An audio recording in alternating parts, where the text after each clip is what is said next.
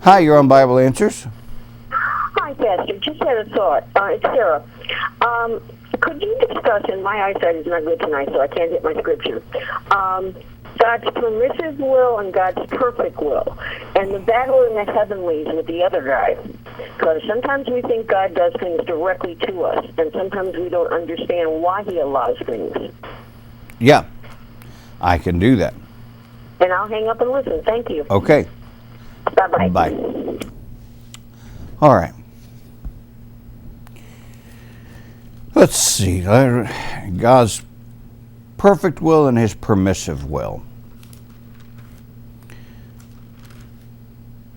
I beseech you, therefore, brethren, by the mercy of God, that you present your bodies a living sacrifice, holy and acceptable unto God, which is your reasonable service. And be not conformed to this world, but be transformed by the renewing of your mind, that you may prove what is that good and acceptable and perfect will of God.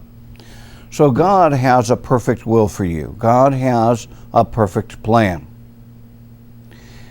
How do we get that perfect plan?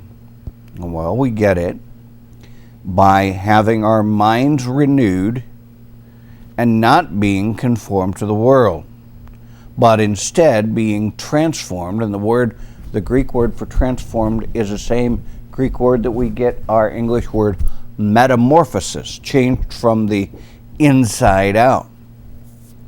Be not conformed to this world, changed from the outside in, but be ye transformed, changed from the inside out, by the renewing of your mind. So we're talking about in God's Word, we continually bathe ourselves in God's Word and our mind is renewed. Then we're able to prove or test and see what is God's good, acceptable, and perfect will. So, there are two ways, and I've talked about this when we talk about raising children, and we are children of God if you're a born-again believer. There are two ways to motivate change. There's learn and live.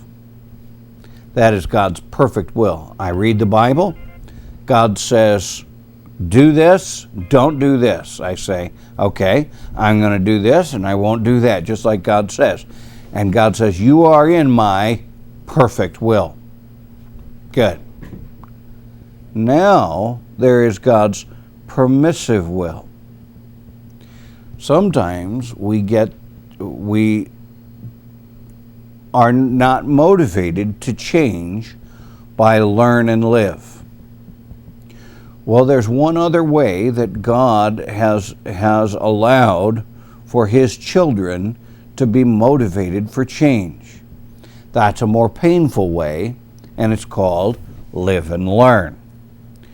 That's where we are taught and guided by consequences. And generally when we're in the live and learn mode, people say, I graduated from the school of hard knocks. Well, that means you're a blockhead, because that means you're not at the point where you're willing to learn and live, but you got to get knocked around a bunch of times, and then you finally learn. You can tell a kid all you want. Don't put your hand on the hot stove.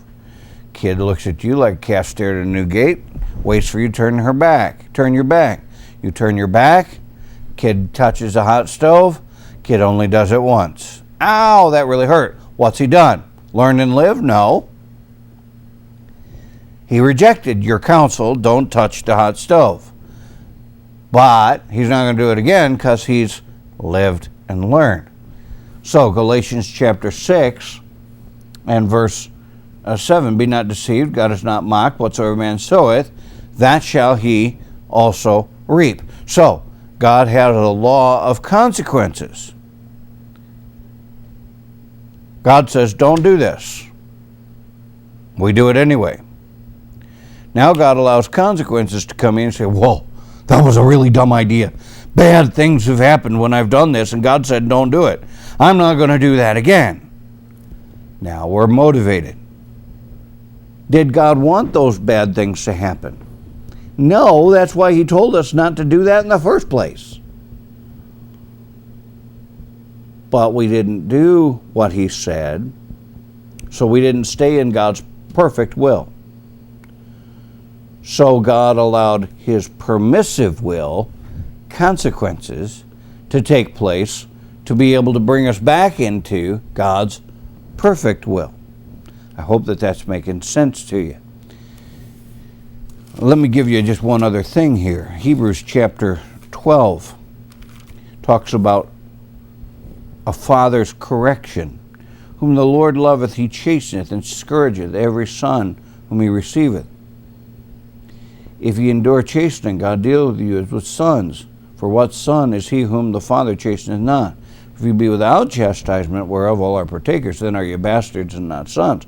So if you can get into this situation where God never corrects you, maybe you're not born again in the first place, you're not a son.